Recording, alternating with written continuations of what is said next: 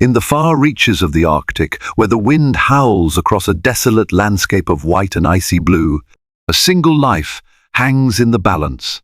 A once majestic polar bear, reduced to trembling bones by the unforgiving cruelty of a warming world, limps toward a desperate future. As the sun glistens off fractured sheets of ice along the icy coast near Churchill, Manitoba, a chance encounter with a compassionate man rekindles a faint spark of hope. In this epic tale of struggle and salvation, bear and human forge a bond that transcends fear, forging a promise of renewed life. The Arctic wind swept across the barren expanse of ice, biting into every living thing it touched.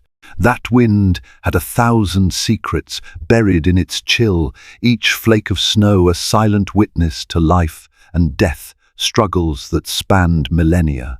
Dull clouds roiled overhead, veiling the sky in a faint grey gloom.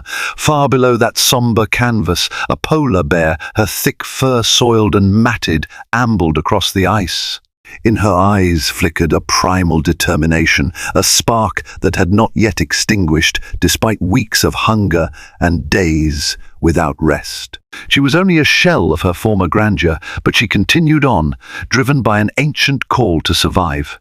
Those who had encountered polar bears in the region around Churchill, Manitoba, knew of their majestic presence. Great, stocky frames of muscle, clad in that iconic coat of white, they were the ultimate survivors, dominating the icy wilderness for centuries. But the times were changing, and so too was their home. Temperatures rose, shrinking the once thriving ice sheets. The seals, a primary source of food, retreated as the ice conditions changed unpredictably. Each year, the window to hunt grew narrower, leaving countless bears stranded on land, forced to scavenge whatever meager sustenance they could find. This female polar bear, named Inora by scientists from Polar Bears International, had once roamed further north near the Arctic Circle.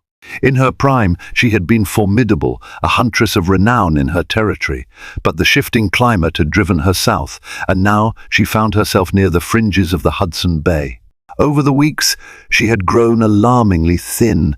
Her ribs threatened to burst through her coarse fur, and her eyes, once so sharp and commanding, had grown tired and sunken, yet her spirit clung to life. Day after day she limped across the ice, following faint scents.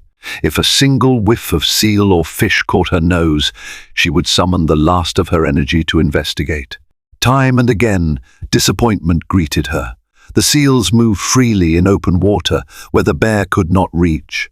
Any fish that lingered near the surface would dart away, as though sensing her desperation. She turned, scanning the horizon for any sign of salvation, a stray seal on a floe, a scrap of carrion left behind by another predator. Hope refused to die in her battered heart. Churchill's outskirts, a region dubbed the polar bear capital of the world, were only a day's journey away for a bear. However, the closer she ventured to town, the more hazards awaited her. Humans, with their machines and strange devices, roamed the outskirts during polar bear season, hoping for a glimpse of these Arctic titans. Once upon a time, Inora would have shied away from such encounters, but hunger was a powerful motivator. She had grown bolder, straying closer to roads and structures, emboldened by exhaustion and starvation. Meanwhile, the ice beneath her paws shifted precariously. In some places, it had begun to thaw far earlier than in previous years. She felt the slush crumbling under her weight, forcing her to take more cautious steps. Exhaustion curled around her like a thief in the night, and she stumbled more often now, panting in the cold. Even the gales of winter could not entirely mask the pounding of her heart.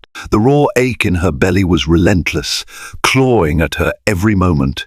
It was in this bleak state that she found a slab of ice large enough to serve as a temporary raft. With the last vestige of her strength, she crawled atop it, resting her head on her front paws. The fierce wind ruffled her fur, and tiny crystals of snow coated her muzzle. Her breath rasped between parted jaws, releasing thin clouds of steam that vanished into the Arctic air. She closed her eyes and drifted into a restless doze, the muscle memory of countless hunts swirling in her subconscious. Dreams, feverish and fleeting, carried her back to a time when the world was stable, when the ice was thick and the prey abundant. She dreamt of the rocky shores where she had first learned to hunt. She saw herself as a cub, trailing behind her mother, mimicking the older bear's every move. They prowled along the ice, scanning the surface for breathing holes. A single movement or faint sound would set the mother on high alert, her nose quivering, her ears pricked. Inora remembered how her mother had waited for endless hours at the seal's opening in the ice, only to strike at the perfect moment. The memory was so vivid that Inora could almost taste the rich seal blubber, feel its warmth nourishing her once sturdy body. Then the dream splintered, replaced by the bleak truth of her current reality. The hunts were few and far between. The ice, once so dependable, was fracturing earlier each season.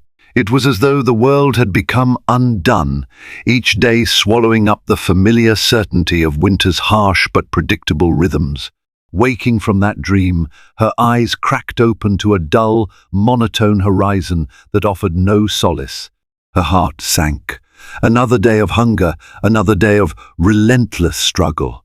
With an unsteady breath, she hauled herself to her feet. Her limbs felt as though they belonged to a stranger. The act of movement was a victory in itself, though small. Every step tested her resolve, and her pace was slow. She trudged onward, propelled not by optimism, but by the inescapable instinct to survive. Instinct did not care for the fairness of nature's changes. It only urged her to continue until she could continue no more. Along the coast, battered bits of driftwood and icebergs collided in a cold water dance. If luck was with her, a dead seal might have washed ashore. But searching the shoreline offered no reward that morning. With limited energy, she headed inland, drawn by faint scents from the human settlement. As the day stretched on, she caught a whiff of something unfamiliar but intriguing, an enticing blend of cooked meat, engine fumes, and plastic. She sensed that behind that smell lay another realm, a realm of noise and bright lights, where humans thrived in relative warmth. The thought of humans brought both fear and curiosity. Though her mother had taught her to avoid them, Inora had long since passed the point of caution. Necessity overrode fear. Rounding a broad, icy bend, she reached a vantage point that overlooked the outskirts of Churchill in the distance. The settlement's rooftops peaked like small, colourful squares amid a snowy expanse, and the smoke of wood stoves and heating systems rose lazily into the sky. She watched for movement, her breath catching in her throat. The polar bear might have turned away if she could afford to, but hunger was an unwavering master, and it beckoned her forward, urging her to risk. She lumbered onward, ignoring the protests of her weary muscles. Little did she know that these footsteps were taking her closer to an encounter that would alter the course of her life, a meeting with a man whose compassion might forge a flicker of hope in her darkest hours. Unbeknownst to Inora, the town she approached was brimming with stories of humans, stories of heroic acts and foolish trespasses, of local guides leading enthralled tourists on tundra buggies to catch a glimpse of the mighty polar bear. Yet for many inhabitants, the presence of these bears posed a complex dilemma. While they revered them as symbols of Arctic majesty, they also feared the danger they presented. Local conservation organizations struggled to strike a balance, attempting to protect both the bears and the people. In the weeks that followed, sightings of an exceptionally gaunt polar bear circulated in hushed conversations across Churchill's ice-laden streets. Some who caught sight of her from afar commented on the heartbreaking condition she was in. Others whispered about the importance of keeping a safe distance. But among them was a man who, upon hearing the rumors of this malnourished bear, felt compelled to do more than just speak words of caution. For him, the bear was not a monster to be held at bay, but a living creature teetering on the edge of oblivion, an emblem of a changing world whose plight could not be ignored. The stage was set, though neither bear nor man realized it yet. As the short Arctic day gave way to a long winter's night, the air crackled with the silent electricity of fate. Step by step, Inora ventured closer to the human settlement, and with each yard she covered, her prospects of survival teetered between ruin and miraculous redemption. A low twilight settled over Churchill, casting purple shadows along the snowy lanes. Beneath overhead lamps that glowed like distant stars, the town's residents hastened between warm houses and the occasional shop. Few ventured outside unless necessary, for the mercury dipped dangerously low. Among those who did brave the cold was Michael Anders, a middle-aged wildlife researcher who had dedicated his life to studying Arctic ecosystems. Tall and lean, with eyes the color of storm-clouded skies, Michael carried an unspoken weight in his heart. He was not a man who feared the elements, rather, he carried an ache within him, one born from the knowledge that the Arctic he studied was slipping away year by year. Michael had arrived in Churchill nearly a month ago as part of a collaboration with the Canadian Wildlife Federation. The aim was to observe polar bears in their changing habitats, document the decline in stable ice, and recommend conservation strategies. He spent his days tracking migration patterns, analyzing ice thickness, and collecting data on local seal populations. But his nights brought more personal ruminations, old regrets, the memory of a family fractured by his obsession with saving the world one species at a time. He sometimes wondered if he might have done more for them, but that regret did nothing to slow his resolve. Stories of a half-starved polar bear began trickling through the community like a thread of whispered rumor. Tour guides and local photographers shared sightings of an emaciated female lingering at the outskirts. Many dreaded a possible confrontation, while Churchill had a well-organized bear patrol to manage stray bears wandering too close. There was only so much they could do, especially when a bear was frantic for food. The more Michael heard about it, the more he felt an inexplicable pull. The image of a desperate animal lingered at the back of his mind. He had spent years studying polar bears, but rarely did he see one so gaunt that its skeleton seemed to define its every motion. The rumors suggested she might not last much longer. Driven by both scientific curiosity and genuine empathy, Michael set out the next morning on his snowmobile. He followed footprints and stories, scanning the horizon for any sign of tracks.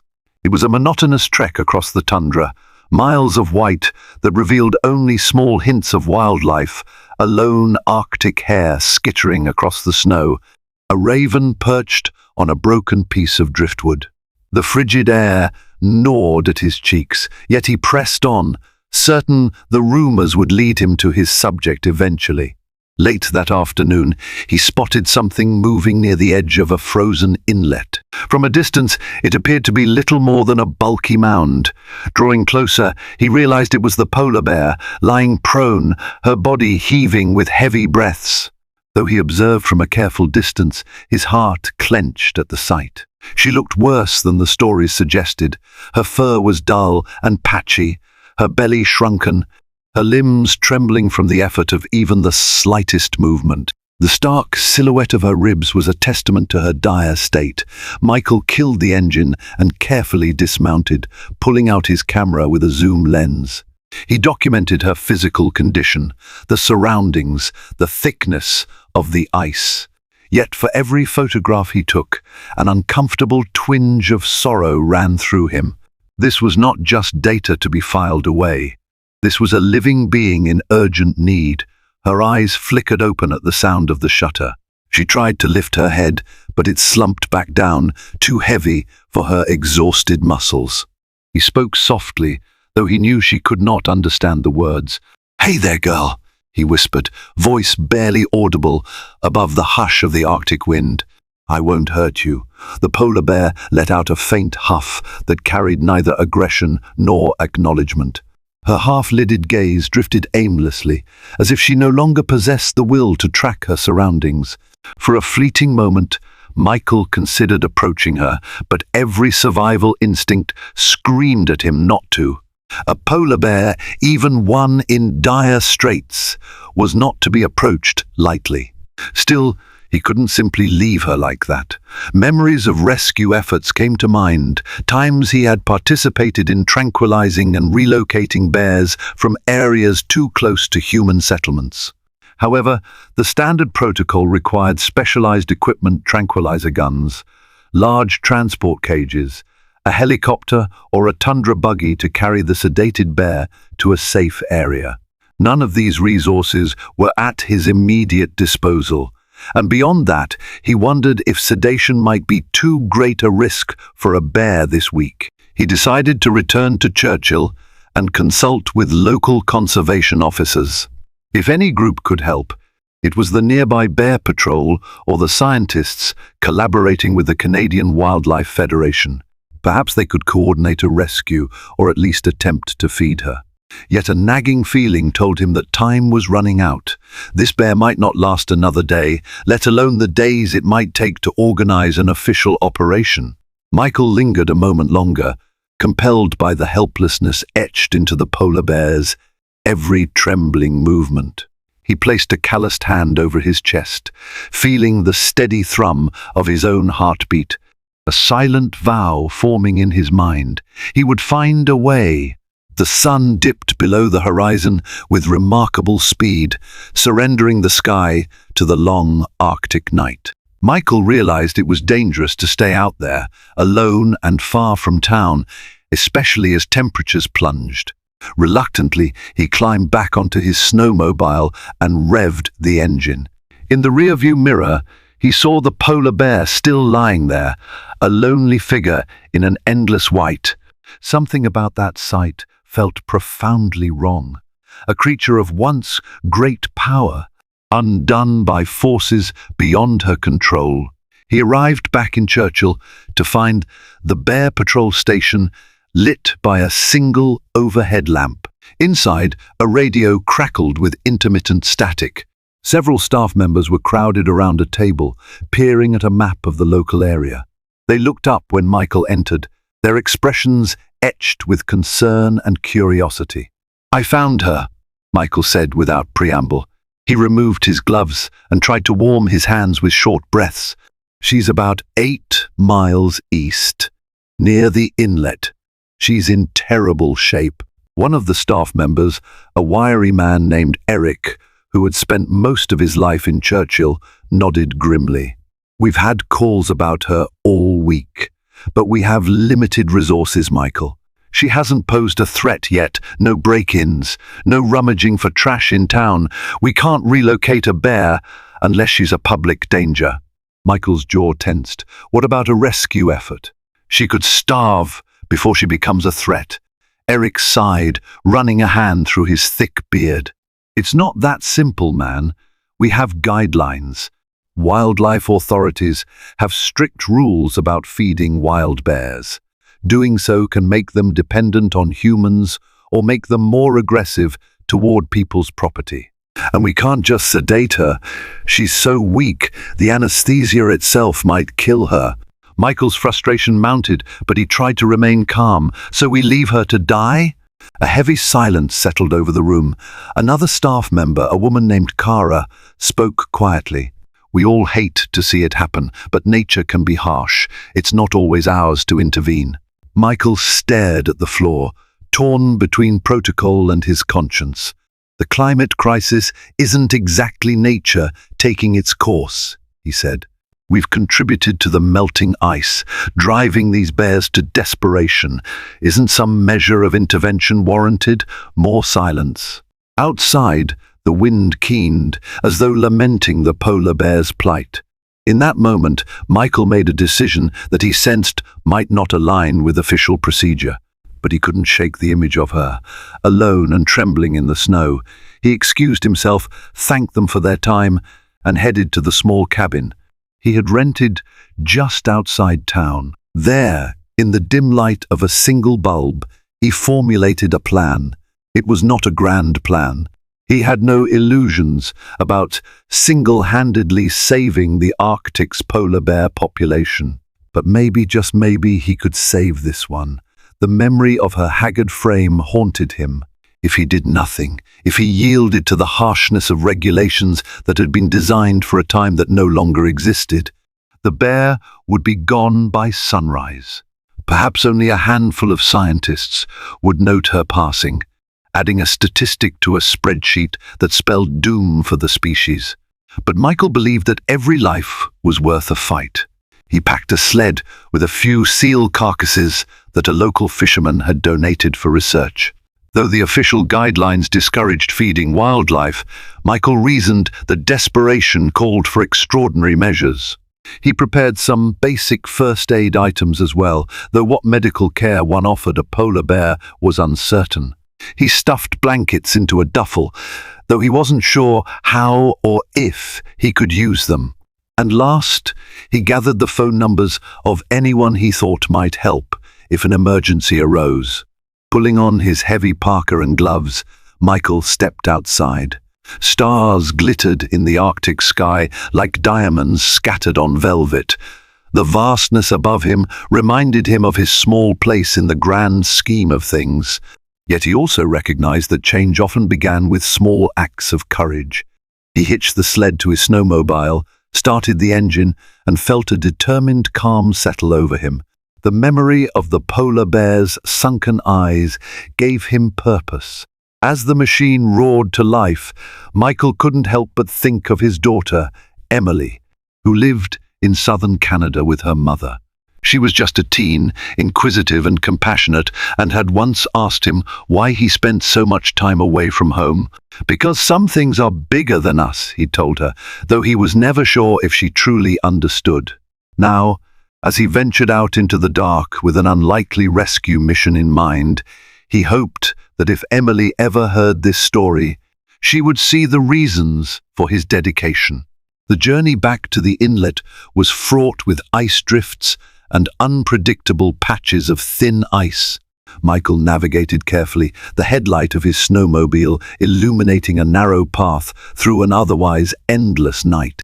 Each bounce and lurch caused the supply-laden sled to jostle behind him. Inside his head, doubts whispered, what if the bear attacked him in her desperation? What if the sedation was still necessary and he had no means to administer it? 1,000 uncertainties weighed on him like the unending darkness. But then he remembered the bear's feeble, exhausted state. If ever a time existed for a wild animal to accept help, it would be in such dire straits. With that in mind, he pushed forward. The Arctic wind carried a hollow moan, as though it, too, worried for the outcome of the night's undertaking. Eventually, he reached the spot where he'd seen her, guided by the faint glow of moonlight reflecting off the ice. At first, he worried she'd be gone, having mustered the last of her strength to search elsewhere for food. But then he made out a pale shape against the dark water's edge. She was still there. He cut the engine and sat in silence for a few moments, letting his eyes adjust, letting the hush of the Arctic night envelop him. Then he climbed off the snowmobile, quietly pulling supplies from the sled. His breath froze in mid-air. Each step felt like a leap of faith. There, only a few dozen yards away, lay the polar bear. She barely stirred at the sound of his approach. In an odd way, it was more alarming that she did not react, no roar of warning, no attempt to stand her ground. She merely opened her eyes, regarded him weakly, and exhaled a trembling breath. Michael paused, heart hammering in his chest. "Easy," he murmured, voice almost lost in the wind. He held a chunk of seal meat aloft, letting the scent carry. The bear's nostrils flared, and a faint spark flickered in her gaze. Hunger overcame fear. Slowly, with great caution, Michael slid the meat across the ice toward her. She sniffed it, then with a trembling maw, took it into her jaws. The process was clumsy, as though she lacked the energy to feed properly. Still, she managed. Within minutes, she devoured the offering, breathing heavily afterward. Michael watched, torn between relief and heartbreak. He had hoped to bring enough to sustain her for at least a short time, but how long would it be until she needed more? He knelt a safe distance away, feeling a wave of empathy for the silent giant before him. Somehow, in the darkness of the Arctic night, amid the cold that seeped into his bones, he felt a moment of connection, a sense of shared vulnerability. They were both living things, fighting for survival in an environment that was changing too fast.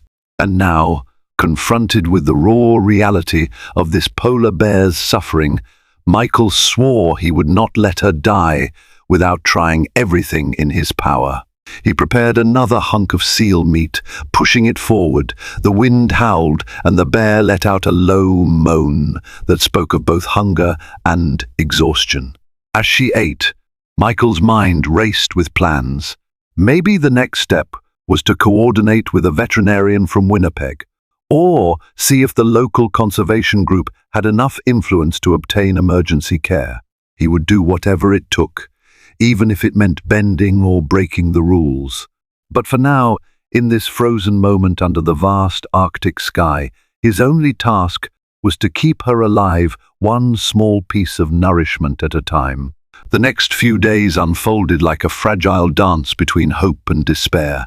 Michael established a kind of vigil, returning day after day to the same inlet where the polar bear lay recovering. He made sure to keep his distance, always respectful of the fact that wild animals could be unpredictable, even in a weakened state.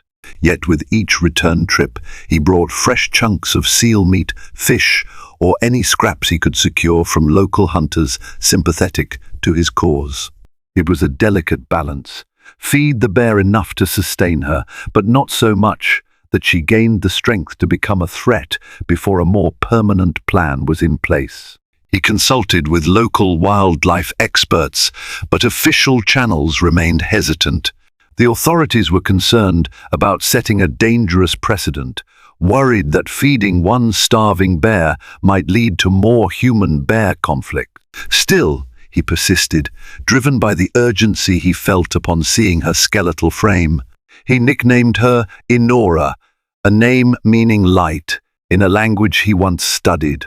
Though she carried no collar or tag, Michael strongly suspected that if she did, the data collected on her movements would show a life marked by rapidly changing ice conditions. Perhaps she had drifted far south in search of seals, only to find that the shifting ice made hunting nearly impossible. In the small hours of night, Michael pored over satellite images and climate reports, searching for some clue as to how Inora had ended up in this dire state. The deeper he delved, the clearer it became that there was no simple answer, only a tapestry of human-driven warming, disrupted prey cycles, and the polar bear's own instincts nudging her into unfamiliar territory. Inora's condition improved marginally with each feeding. She was able to sit up and shift her weight more comfortably. Though still painfully thin, the slight fullness in her belly lent her a faint glimmer of vitality. Michael noticed her eyes following him more alertly now, and once she even let out a low growl when he approached too quickly, an encouraging sign that her wild instincts were not lost. The boundary between man and beast was still there, but touched by a fragile alliance. Word spread quietly around Churchill about Michael's efforts. A few locals came forward with help, leaving fresh fish or leftover game at his cabin door. Many more offered only cautious support, reminding him to be careful. But as the night stretched on, a deeper conversation emerged, a murmured question about responsibility in a changing world. For some, the bear symbolized nature's resilience. For others, she was a living reminder of the precarious path humans had set for the planet. It wasn't long before Michael's daily visits took on a predictable rhythm. Each morning, he loaded his snowmobile with provisions and drove out to the inlet. He watched Enora's reaction from a distance, gauging her appetite and energy. Then he'd leave food and retreat, sometimes lingering to record her behavior. The data he gathered would inform his research paper on the shifting hunting patterns of polar bears in Hudson Bay. But behind the scientific motivations lay a raw human desire to see her live. As the polar bear's strength grew, so did Michael's concern for what came next. If she recovered enough to roam freely, she might wander into Churchill and pose a risk to residents. Alternatively, she could return to the thinning ice and face the same dire straits that had nearly killed her in the first place. Local wildlife officers still maintained that sedation and relocation were complex and risky options, especially in winter. Michael found himself caught between the urgency to save a life and the labyrinth of regulations that governed such actions. One frigid afternoon, Michael arrived to find Enora pacing slowly near the edge of the inlet. She was no longer lying down, which filled him with cautious optimism. Her eyes fixed on him as he approached. He cut the engine and gently slid a chunk of seal meat across the snow. She sniffed it, but made no immediate move to devour it. Instead, she huffed and took a few steps backward, looking warily from Michael to the offering. It was as though she was considering her next move in a delicate negotiation. "Atta girl," Michael murmured, lowering his voice in the hush of the Arctic. "Easy does it. No rush." As if in response, she let out a gentle moan, then nudged the meat with her nose before gobbling it down in a swift motion. For the first time since he had started this mission, Michael sensed a flicker of recognition in her gaze, as though she knew he was the bearer of food and not immediate harm. Though the gulf between them remained vast, a sliver of trust, or at least tolerance, had taken root. Back in Churchill that evening, Michael attended a meeting with a handful of conservation advocates and local authorities. The group included Parks Canada representatives, local hunters, and several scientists. They gathered in a modest community hall, its walls adorned with posters about polar bear safety and the region's eco-tourism guidelines. The air inside was tense, as though everyone knew they stood at a crossroads. A grey-haired representative from the Conservation Office opened the discussion. "We've all heard about the situation with the malnourished polar bear outside town. Michael, you've been on the ground. Care to update us?" Michael cleared his throat, acutely aware of the stakes. "She's improving gradually. I'm giving her minimal but consistent food. She's gaining strength, but that raises a question. Once she's strong enough, what do we do? There's a real possibility she'll wander into town in search of more food." A local hunter chimed in. "That's exactly the worry. In all my years here, I've never seen a bear so close to starving that it accepts handouts from a human. If she associates people with food, we might be in for trouble." The conversation moved back and forth, each person voicing concerns, proposing partial solutions. Some called for immediate relocation, though a winter translocation could be fatal if not executed perfectly. Others argued that they should let nature take its course, that interfering set a dangerous precedent. Michael listened, heart heavy. He understood the valid points from all sides, but he also felt an obligation, moral, if not strictly scientific, to continue helping. Finally, the grey-haired representative sighed. "We need a consensus, or at least a plan that respects both safety and compassion." "Michael, you know the bear best. What do you propose?" Michael hesitated before speaking. "I propose a short-term feeding program to stabilize her condition, supervised by experts. Once she's stable, we coordinate with a specialized team from, say, Assiniboine Park Zoo or any well-equipped wildlife rescue to safely sedate and relocate her to a more stable region of the Arctic, possibly further north, where ice conditions are still decent. This would require funding, logistics, and rapid action, but it might be our best shot." A charged silence filled the room. Few had illusions about the complexity of pulling off such an operation. Securing a helicopter, the appropriate sedation, and the permits to move a wild polar bear across territories was no small feat. Yet nobody dismissed the idea outright. The group agreed to investigate the feasibility, each member taking on a different task. Some would contact veterinary specialists, others would research possible release sites, and still others would handle the labyrinth of regulatory approvals. As the meeting adjourned, Michael felt a precarious mixture of hope and worry. Time was not on their side. Enora's condition was improving, but remained fragile, and the longer they waited, the closer they inched to some unforeseen crisis, be it her wandering into town or a sudden turn in her health. Still, it was a plan, and that was more than he had the day before. That night, he found little sleep. His mind raced with scenarios of what could go wrong: sedation mishaps, transport delays, or simply the bear succumbing to stress. But amid the anxiety, another memory surfaced. Emily, as a little girl, wide-eyed with wonder when he first told her about polar bears. She had giggled at their massive paws, so curious and empathetic, even at a young age. Perhaps part of him wanted to be able to tell her this story someday, to say that in a moment when everything felt hopeless, they had made a difference. The following morning, Michael received some promising news. A veterinarian from Winnipeg, Dr. Sarah Tom, had expressed interest in assisting if given proper support. She had experience working with large carnivores and was familiar with sedation protocols for polar bears. The challenge would be to gather the equipment and arrange for a suitable aircraft or land transport. Another contact mentioned a specialized bear transport cage stored in a facility just outside of Churchill, a holdover from previous relocations, but it needed maintenance.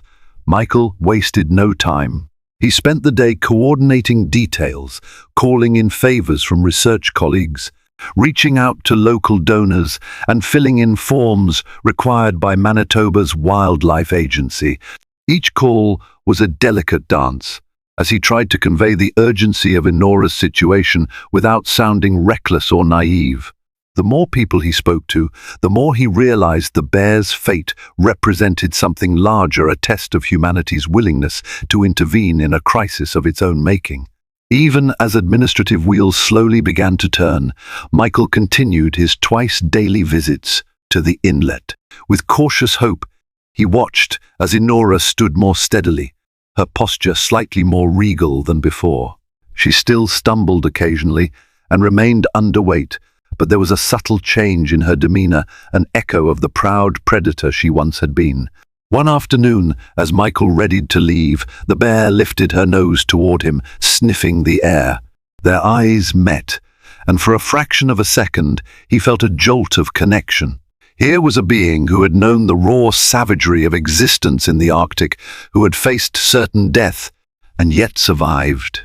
He raised a hand, a silent gesture he wasn't sure she could interpret.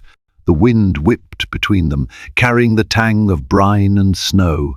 Something in that fleeting moment filled him with both awe and sadness, the ephemeral nature of life, the precariousness of everything they held dear. Late that evening, snow began to fall in earnest. By midnight, the wind lashed at windows across Churchill, building drifts that swallowed front stoops and cars alike. Michael huddled in his cabin, fighting a rising panic. If the storm prevented him from reaching Enora, how long could she go without the supplemental food? Did she have enough strength to weather a full-blown Arctic blizzard? Throughout the night, the storm raged on, a fury of white and wind that made even stepping outdoors a hazardous venture. Michael paced his small living area, periodically checking weather updates on his phone. The forecast promised calmer conditions by early morning, but every minute felt like a lifetime. He tried to rest, but sleep came in fragments, interrupted by howling gusts that rattled the cabin walls. At the earliest break in the weather, he ventured out, heart pounding. Visibility was still poor but passable. He loaded the snowmobile yet again, battling the drifts to reach the inlet. The journey took twice as long as usual, the machine's treads spinning and sliding on unstable terrain. When he finally arrived at the site, he feared the worst. Snowfall had reshaped the landscape into unrecognizable humps and dunes of powder. "Inora!" he shouted against the wind, though it felt absurd to call out to a wild bear by name. After several minutes of searching, he found a mound of snow near the spot where she usually huddled. Her form was partly buried, only the faint outline of her back visible. Ice clung to her fur, and she was eerily still. Michael's heart lurched. He approached carefully, eyes scanning for any rise or fall of her flank. Kneeling down a few feet away, he could see her sides gently moving. She was breathing, but her breaths were shallow. "Come on, girl," he muttered, clumsily sweeping snow away from her muzzle with gloved hands. Her eyes fluttered open at the disturbance, and he exhaled a sigh of relief. She was alive. Gently, he set about clearing more snow so she could move freely. The storm had seemingly pinned her in place, sapping her energy. She blinked at him, too spent to resist. Michael rummaged in his sled, pulling out a slab of seal meat. She sniffed but did not immediately reach for it. Concern gripped him. If she was too cold or exhausted to eat, her condition could deteriorate rapidly. He contemplated his limited options. The storm had lessened, but conditions were still treacherous. He couldn't coax her to stand, nor could he risk bodily harm by trying to force her up. Instead, he built a makeshift windbreak with a tarp and some stakes, forming a barrier on one side of her. It wasn't much, but it might shield her from the biting gusts. He waited, offering soft words of encouragement she couldn't possibly comprehend. Over the course of an hour, she mustered the strength to consume some of the food, which was enough to spur a flicker of hope. By the time Michael headed back, his cheeks were raw from windburn and his limbs ached from the cold. Yet his spirit felt galvanized. Inora was still alive, albeit clinging to survival by a thin thread. If there was ever a moment that proved her tenacity, this was it. As he rode back to town, he reflected on how adversity often revealed surprising strengths in man and beast alike. Inora had faced the storm and refused to succumb. Michael had faced his own doubts, fueling his determination to keep fighting for her. And so they moved forward, step by fragile step, bound by a silent pact to endure an Arctic that showed no mercy. The blizzard's aftermath left Churchill blanketed in snowdrifts, but also ushered in a collective resolve. Calls were made at dawn, and by midday, a small team had assembled in the community hall to finalize the rescue operation. Michael arrived late, having spent the early hours tending to Inora. Tired lines etched his face, but a glimmer of hope brightened his eyes. "Doctor." Sarah Tom arrived from Winnipeg, bringing along tranquilizer darts calibrated for large predators, a portable ultrasound device, and enough medical supplies to handle emergencies. She was a slight woman with a determined air, her hair pulled back in a tight braid. The local bear patrol had unearthed the old transport cage, and volunteers worked tirelessly in the bitter cold to ensure it was secure enough to hold a stressed polar bear. Meanwhile, negotiations with the provincial authorities and the Canadian Wildlife Federation had secured a small helicopter, though its range was limited by the freezing temperatures. By the time the convoy of snowmobiles and a specialized tundra vehicle rumbled out of Churchill toward the inlet, clouds once again threatened snow. Michael led the way, mentally ticking off each step of the plan. First, Dr. Tom would evaluate Inora from a distance. If her vitals appeared stable enough for sedation, she would administer a carefully measured dose. Then, as soon as Inora was unconscious, they would load her into the cage and onto the tundra vehicle, which would carry her to a nearby makeshift helipad for transport farther north. The chosen location was an area with firmer ice and a healthier seal population, still precarious, but far better than her current situation. Approaching the inlet, the group found Inora resting in a shallow depression in the snow. Her head lifted as they drew near.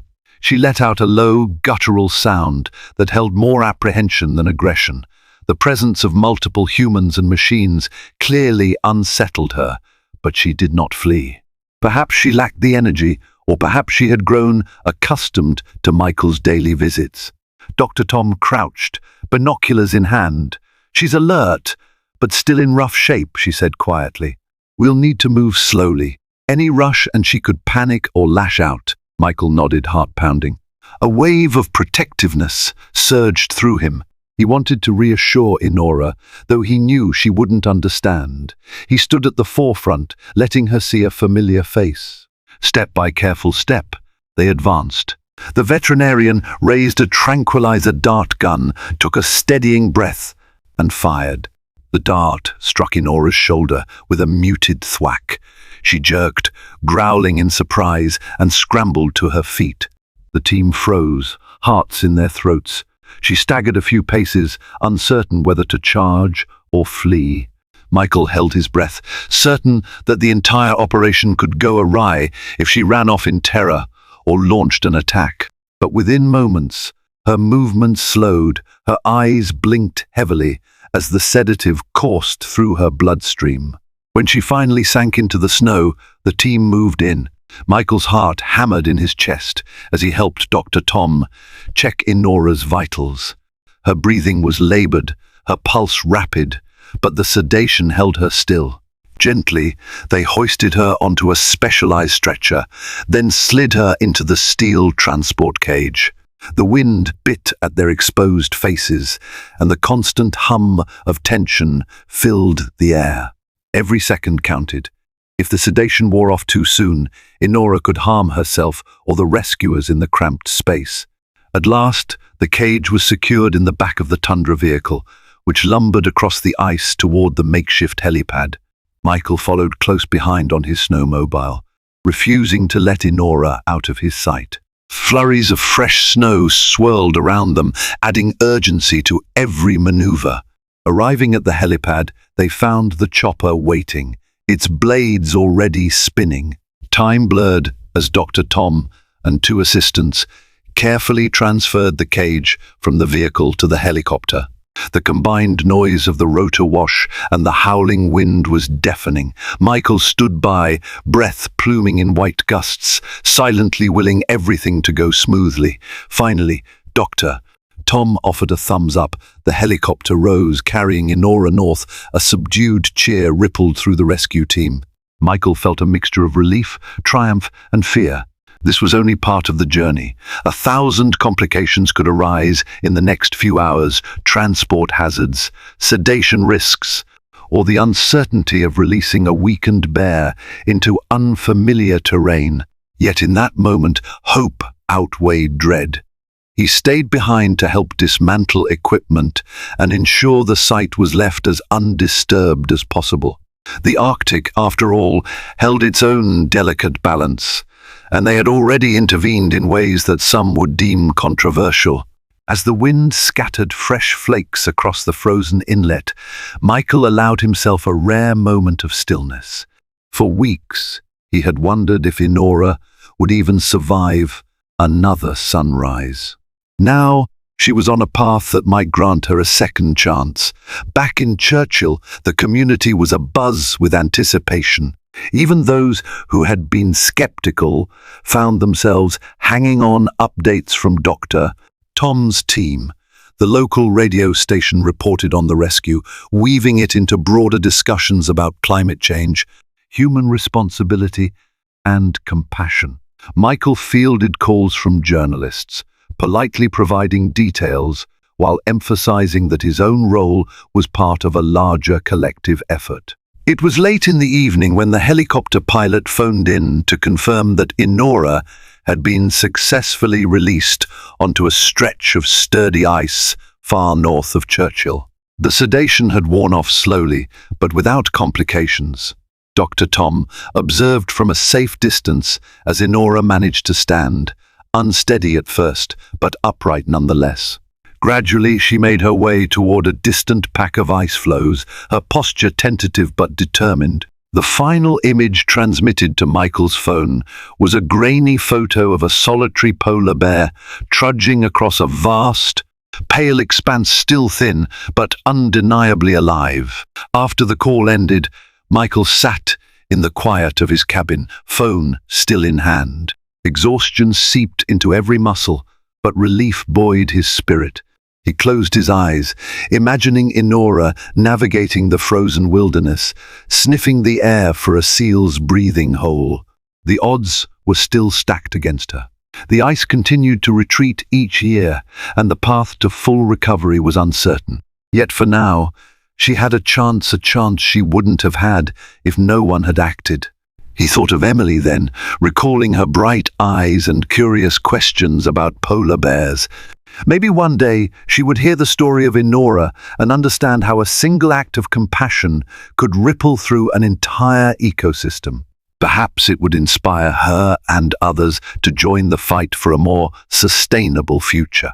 In a world often too large for one person to make a difference, Michael had found a moment where individual action mattered. Inora's life was precious, not just as a statistic for conservation research, but as a reminder that survival isn't solely about nature taking its course. Sometimes it's about daring to care when the world says it's too difficult or too late. Snow whispered against the window, a soft hush that lulled him. For the first time in weeks, he let himself rest. Tomorrow would bring new challenges, more climate data to collect, more forms to fill, more distances to travel in the unyielding cold. But tonight, he allowed himself the quiet satisfaction that came from knowing a life had been saved, forging a fragile beacon of hope in a land that, too often, seemed forsaken by it. In the solitude of that Arctic winter, man and bear had crossed paths under the harshest of circumstances. Yet from desperation bloomed an extraordinary bond, showing that resilience and compassion could thrive even in the bleakest landscapes. And though their time together ended with the roar of a helicopter fading into the northern horizon, its echo remained an affirmation that hope, once ignited, could forge connections that transcended fear and transformed souls. Thank you for joining us on this emotional journey of courage, compassion, and the indomitable will to survive. If Inora's story moved you, if it sparked a moment of empathy for the countless creatures facing hardships across our changing planet, please take a moment to support our channel and message. By liking this video, sharing it with friends, and subscribing, you help more people discover tales of hope like Inora's. Together, we can raise awareness and galvanize real change, encouraging conservation initiatives, fighting climate challenges, and nurturing a deeper connection to the wild. Every click, every share, every subscription contributes to a broader mission, creating a world where humans and animals can thrive side by side. Let's continue spreading the message that no being is truly alone when compassion endures. So please like, share, and subscribe, and join us in kindling hope for the Arctic and beyond.